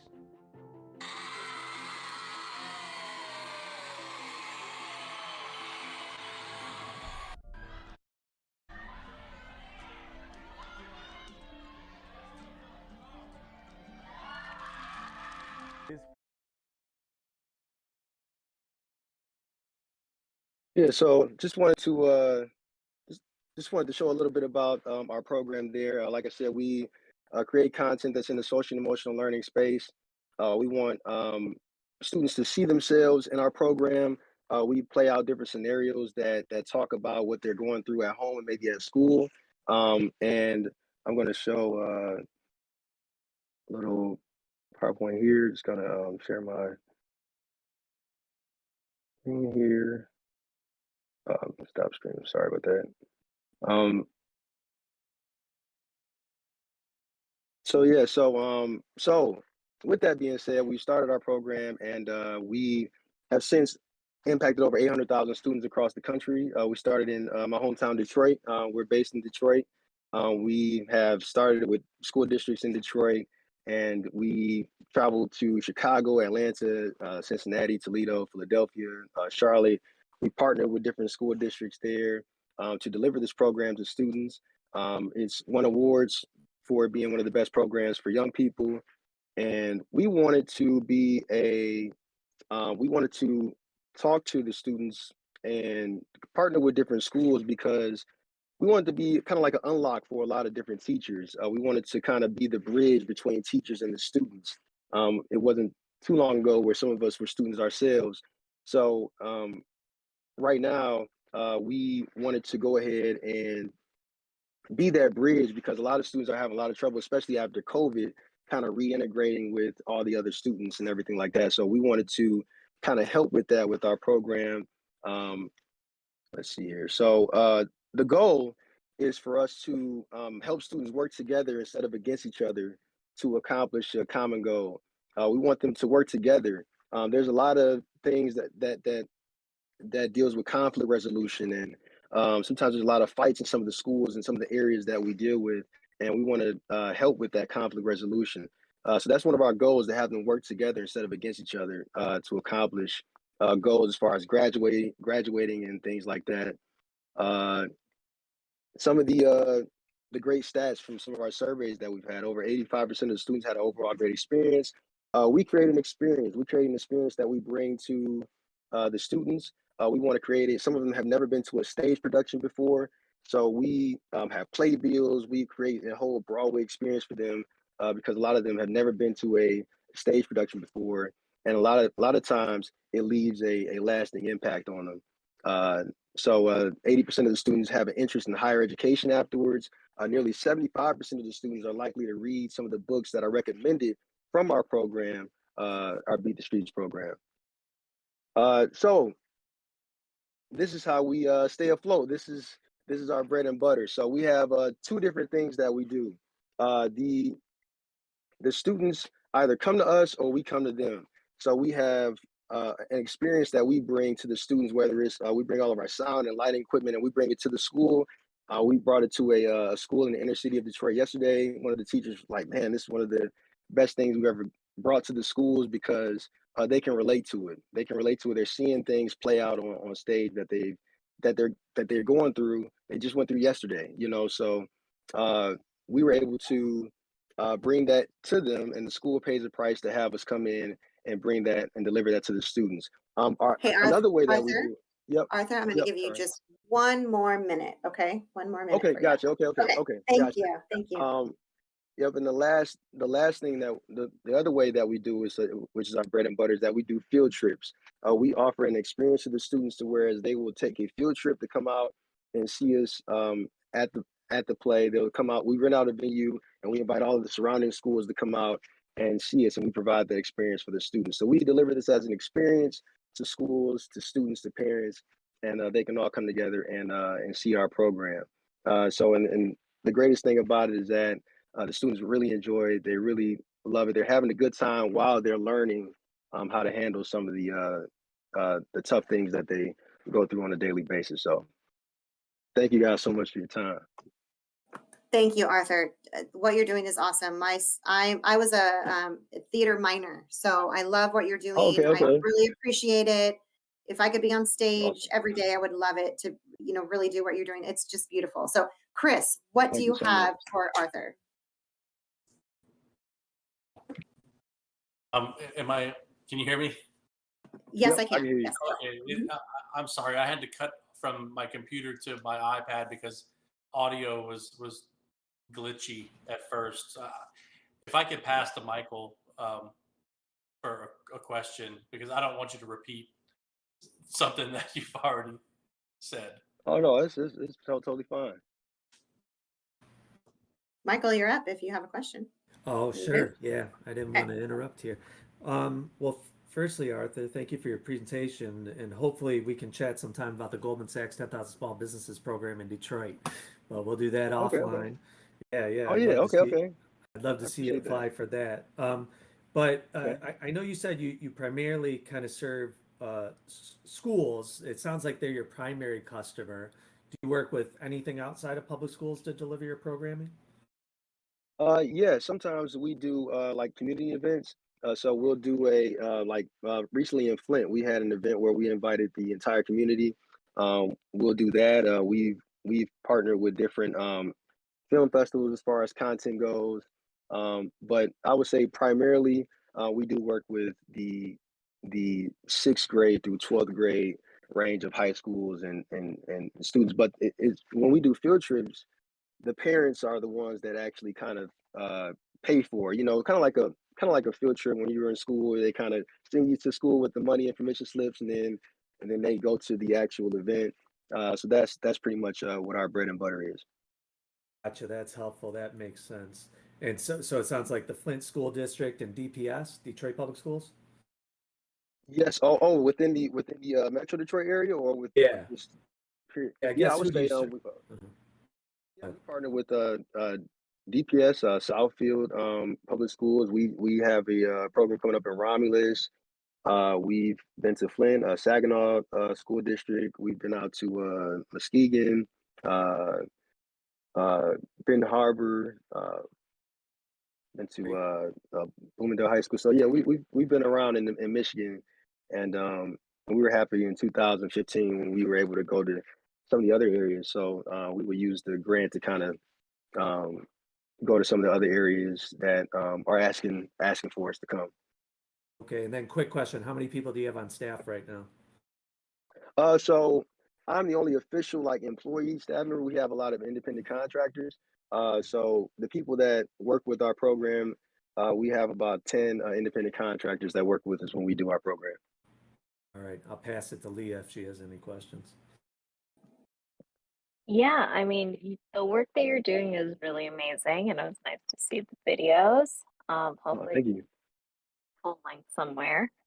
Um, I wanted to ask, how are you funding yourself right now? So some of the things are self-funded. We have over the years have gotten some grants. We uh, won the Facebook small business grant uh, about a year and a half ago.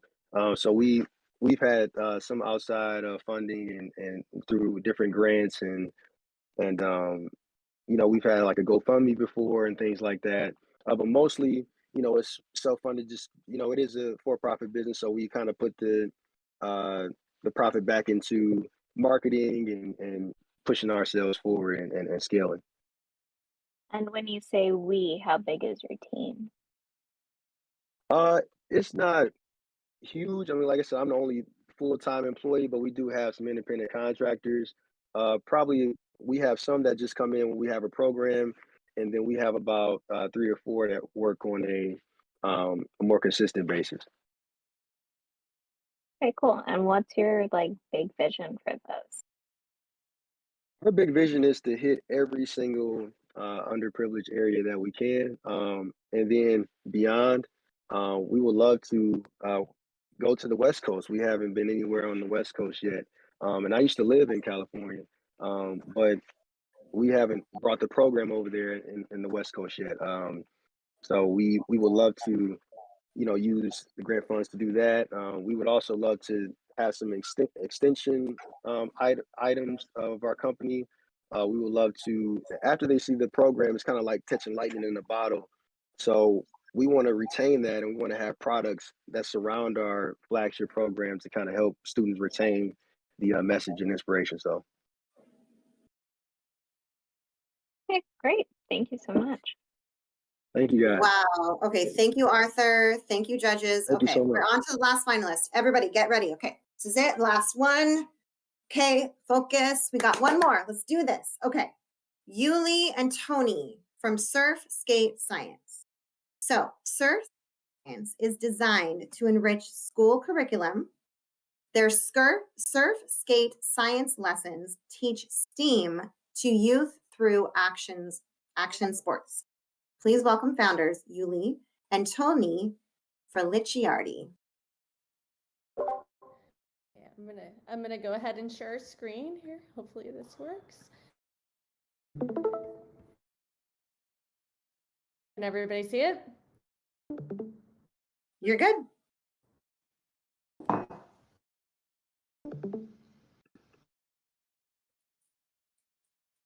Hello, my name is Yuli. And my name is Tony. And we created Surf Skate Science to make learning fun. Surf Skate Science is a STEAM education program that started in South Florida. STEAM is short for science, technology, engineering, art, and math. We're here today to share how action sports like surfing and skateboarding are the perfect vehicles for creating lifelong learners, helping kids develop a strong understanding of STEAM, and a great way to help you stay physically and mentally healthy. Before we get started, let me tell you about the experience of one student. This student struggled through school. He was always told he was not good at math, and his confidence suffered. It was not until learning to build skateboarding ramps that math finally clicked. The traditional school system catered to visual and auditory learners. This student learned by seeing and doing, being actively involved. And this is true for over 40% of learners.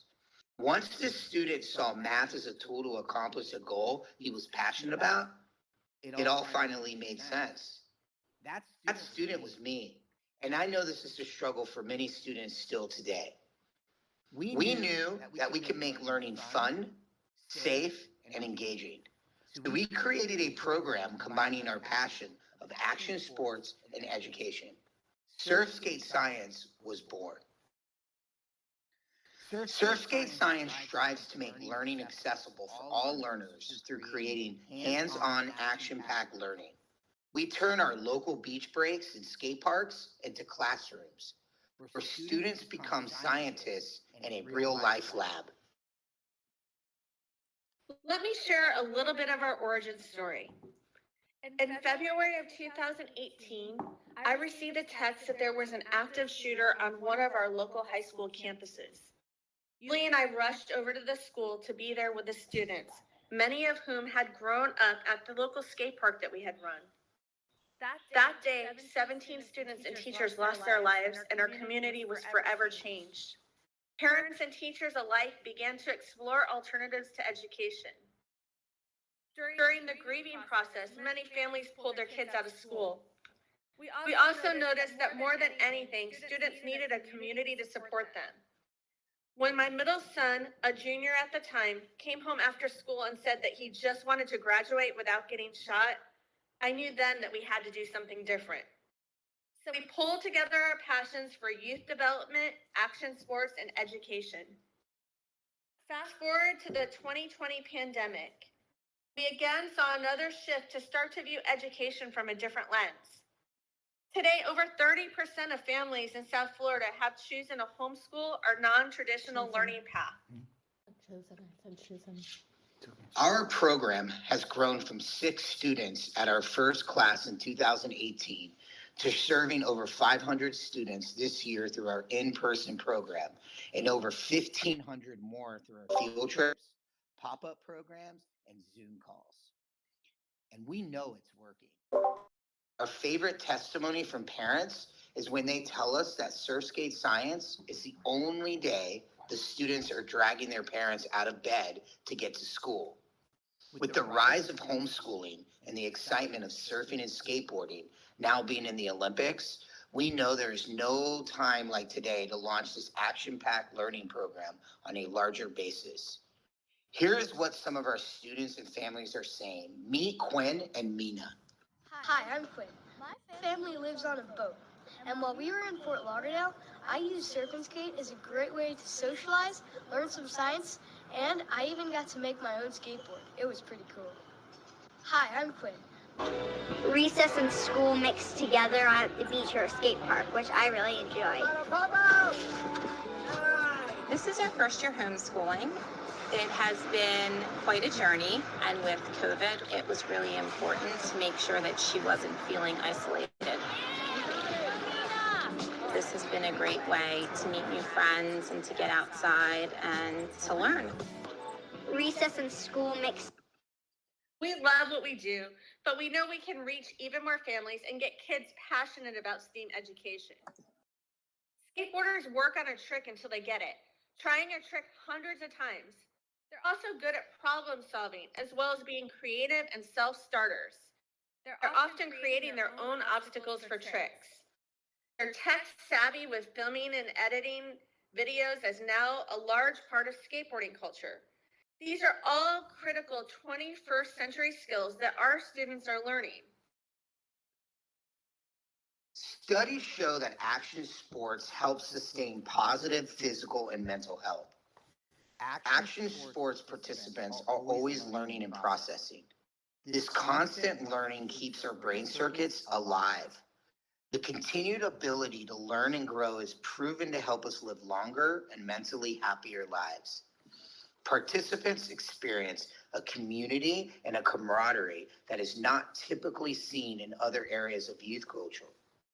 With mental health being on the forefront of education, Surfskate Science is a perfect tool. If the pandemic taught us anything, it was that our program could be adaptable. We know that there is only so much we can do locally. Our goal is to expand this program even further.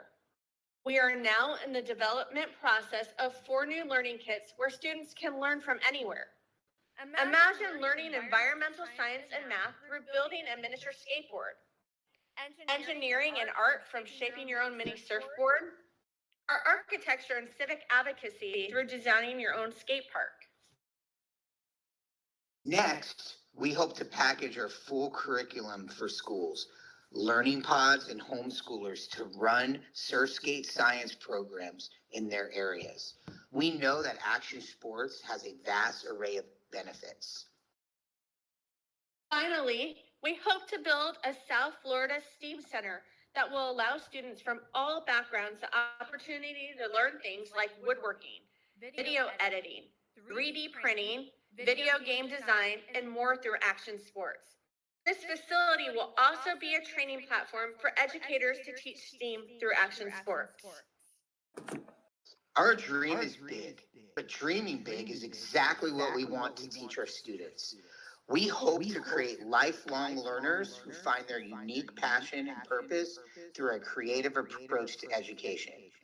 We are so thankful for all the support we have received to date. Here are some of the awards and recognitions that our program has received. We got awesome down to a science. Our prize-winning program is already making waves, but we need your help to take it to the next level. Judges, will you consider Surf Skate Science as this year's grant winner and help us make learning fun for kids all over the world? Thank you for your time. You can find more about Surf Skate Science on our website at surfskatescience.com or visit us on social media at Surf Skate Science. Thank you. Wow. Thank you, Tony. Thank you, Yuli. You guys are doing awesome things with our youth, and we're so appreciative. So, Leah, I'm going to go with you and ask if you have any questions for Tony and Yuli. Yeah, that was a really thorough presentation. Can you just tell me how many kids you're working with right now and what your traction looks like?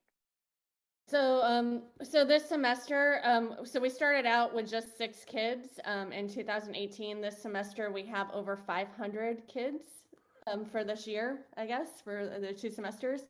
And then we also do a whole bunch of different Zoom calls and field trips, and that reaches about 1,500 other kids in the Tri-County area in South Florida. And with our kits now, we have a couple kits that we're sending to Africa, in Mozambique, and they have been using our curriculum. So it's been pretty awesome. So we've been able to pilot test some of our lessons in a few different countries, including Guatemala and Africa. Very cool. And then how do you guys sustain yourselves? So we're a co-op, so parents actually contribute to class. So there is a fee to be part of the class. We do try to keep that as affordable as possible. And how we do that is through many grants and supporters that we have.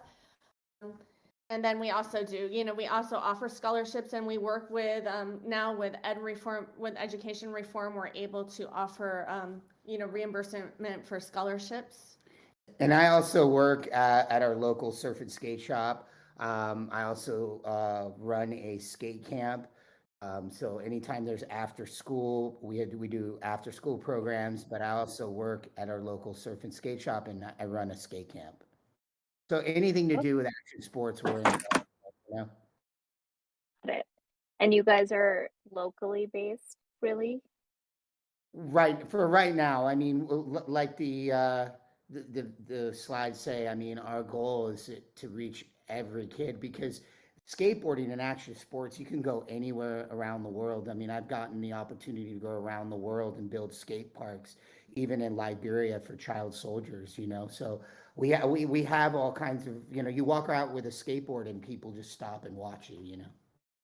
So yeah, so the goal is definitely to expand to other places. We have people call us every day, can we start a surf skate science? And we've really been looking at what that looks like. And so we looked at franchises at first, but we think the easiest way to do that is actually to sell our curriculum, so people can start their own micro businesses and do surf skate science in their area.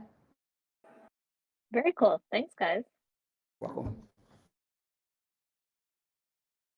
Okay, nice. So Michael, do you have any questions for Yuli and Tony? I do have some questions, but oddly, I could hear the questions being asked, but not the presenters. So I don't know if it's a technical issue on my end, but I will ask the question in hopes of hearing the answer. I guess I just have a few. I'd like some more insights about the customer you serve, or who's actually footing the bill for the service.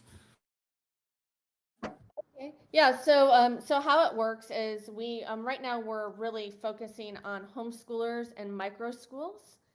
So we work with different people that are choosing a different education path than a traditional school. So parents are paying for the program, or the micro schools as part of their tuition are paying us. We also do we do receive grants, and that's helped sustain us and enable us to do even more. And Couldn't just hear the so response, but I thank you.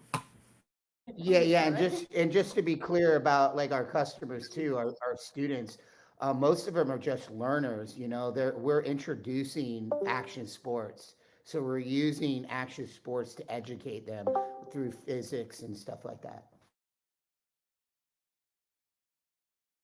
I think he's Okay, great. Oh my goodness.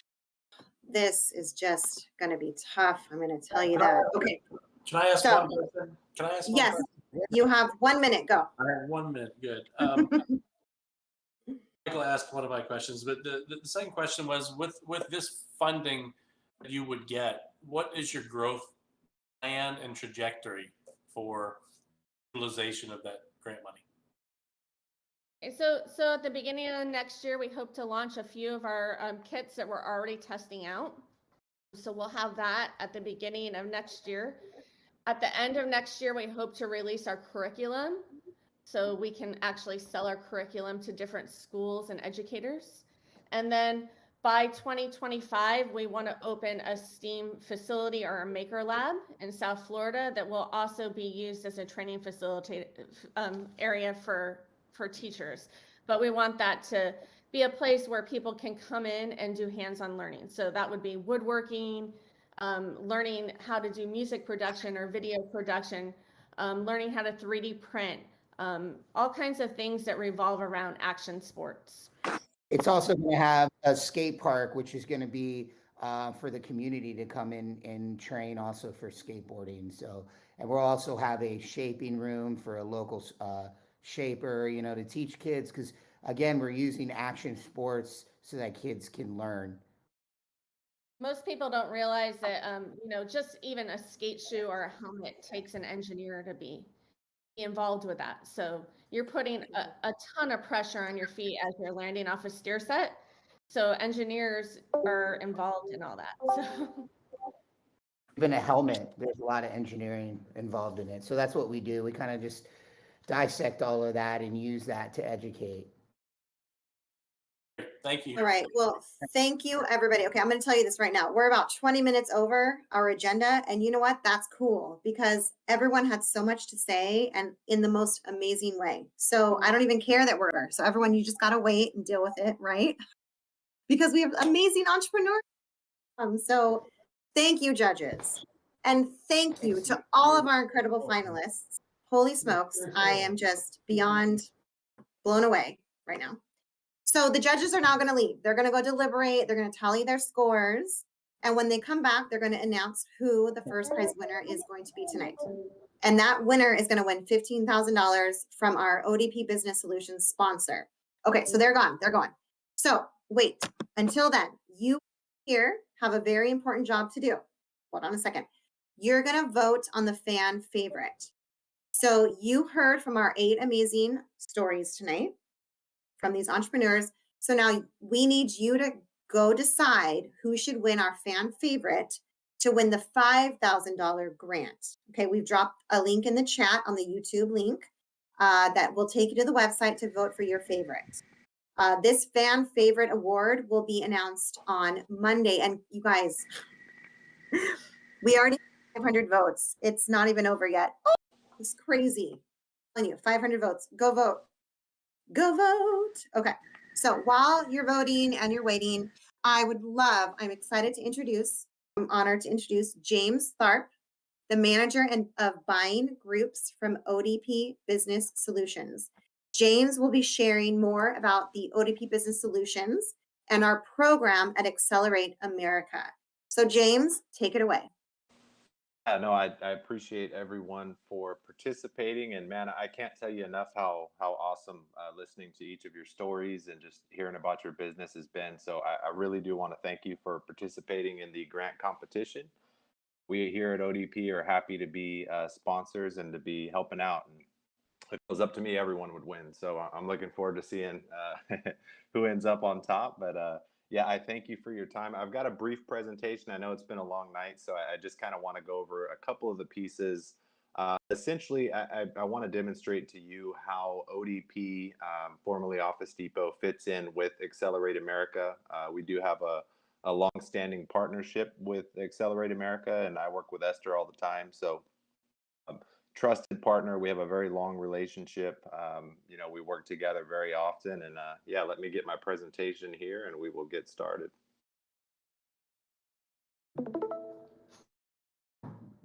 You know, Esther, can you let me know if you can see my screen here? So I see the Discord, your Discord screen. So maybe if you want to exit out and then, there we go. Yep, so maybe present that mode. Very good. Yeah. There we go. So my name is James Tharp. I'm with ODP Business Solutions. I've been with the company for going on a little over 7 years now. So I'm the program manager for Accelerate America. What that means is I'm the direct liaison between the Accelerate America program and ODP. So we work together to ensure that a couple things, mainly that we are market competitive, right? So we work to make sure that our pricing and our programs and promotions and offerings as well are you know, catered to what businesses are looking for, whether it's small, medium businesses, larger businesses, startups.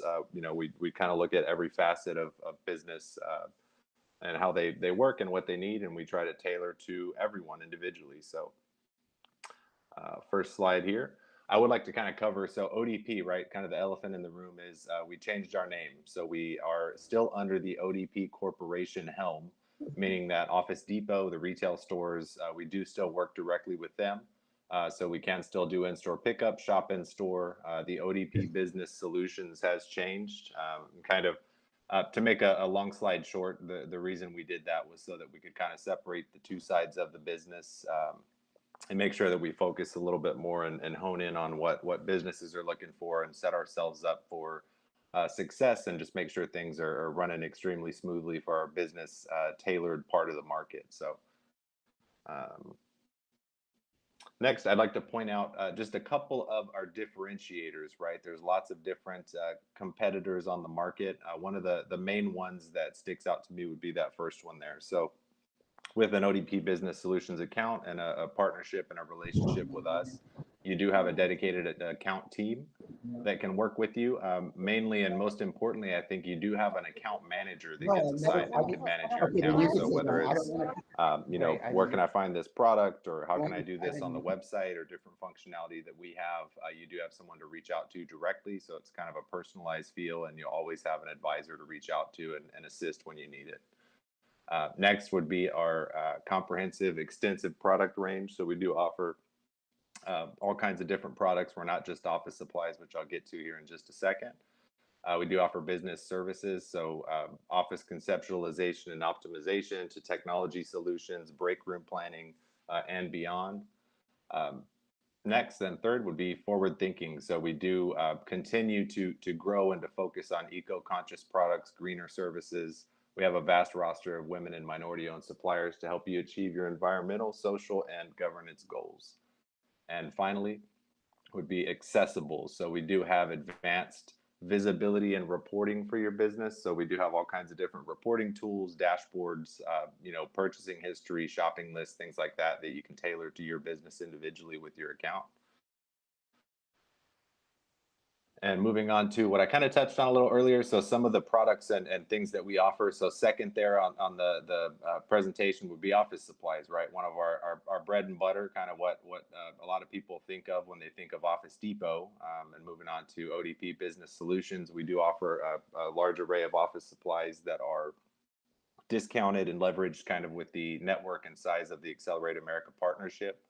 So you do have some pretty aggressive discounting that can be offered regardless of the size of your business, whether it's one person or 1,000. So we do offer print and promo apparel as well. So I think that would kind of strike a nerve with some that we've kind of heard some presentations from today. So we do have ODP 360, which is a single source platform so that you can create marketing materials, apparel, business cards, all kinds of stuff to market your business.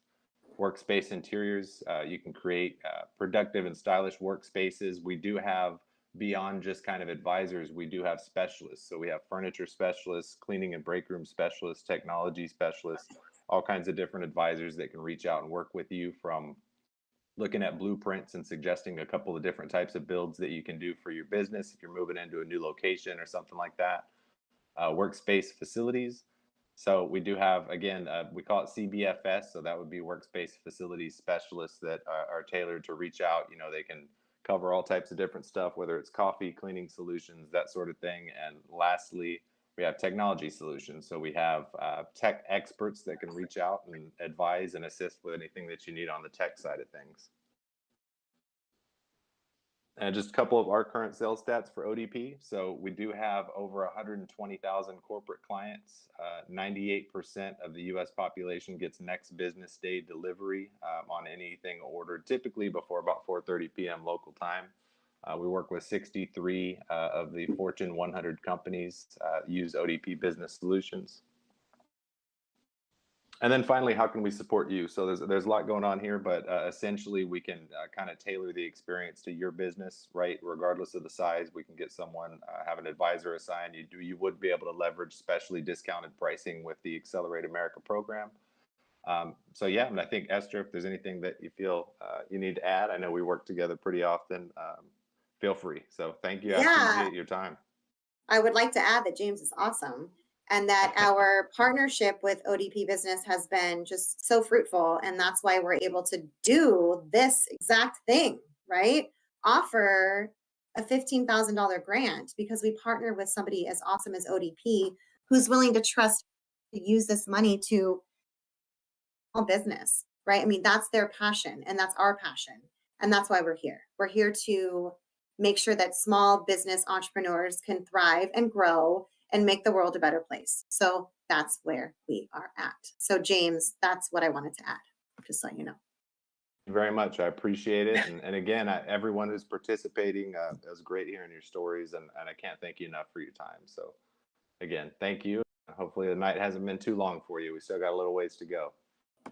That is okay. Okay, so it is 8:06 Eastern, and we are still waiting on our judges to come back. But thank you, James, ODP Business, for sponsoring, and Dell for sponsoring this amazing event. If you want to learn more about Accelerate America's program, ODP Business Solutions, please visit the link in the chat and make sure to continue to vote for the fan favorite. So, okay, the judges are coming back. I just got something. They're coming back. Okay, finalists, please turn your camera back on, please. Okay, are we back? Are we here? Are we here? And so I believe we're going to figure out who's taking home the $15,000. Is Michael, are you going to announce the winner? Yes, I've been bestowed that honor. So I'm Okay, not sure go. why, but I'm truly honored. Take it away. I will. Okay. So, I mean, everybody's presentations were great. It was really clear how much effort you put into it. And I truly am honored to be a participant in this process. I look forward to seeing all your organizations grow over time. There was a lot of deliberation, a lot of conversation, a lot of great businesses and nonprofits out there. But we chose to award the $15,000 grant to Girls Mentorship. So congratulations, Jill and Mary Francis.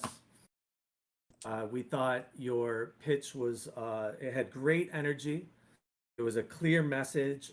There was a clear impact for growth of your organization. The pain you saw for the girls you serve was apparent to us in your presentation. It seems like these funds would immediately help you in the work you do. and the impact on your community was clear and measurable. So we really appreciate your presentation, and congratulations. Thank you. Thank you. We started screaming and our dog started barking and the kids came in and they were like, "Are you guys okay?" Thank you guys. Thank so you much. all so much. Congrats, Okay, girls. congrats to you, Girls Mentorship. And you know what? All of you should feel like winners because you made it this far. I mean, there was 400 plus finalists or 400 plus applicants. Okay, so be proud of what you've done and where you are and what you're doing. Okay, so please. So you were all amazing. And before we wrap up tonight's event, please tell everyone to vote for the fan favorite. You still have until Sunday night at 11:59. And the winner will be announced this coming Monday. So tell your friends, tell your family, tell the person on the street that you meet, tell the person in the grocery store, whatever you want. Thank you, finalists. Thank you, judges. Thank you all for joining tonight. And don't forget to check out accelerateamerica.com. Have a wonderful night.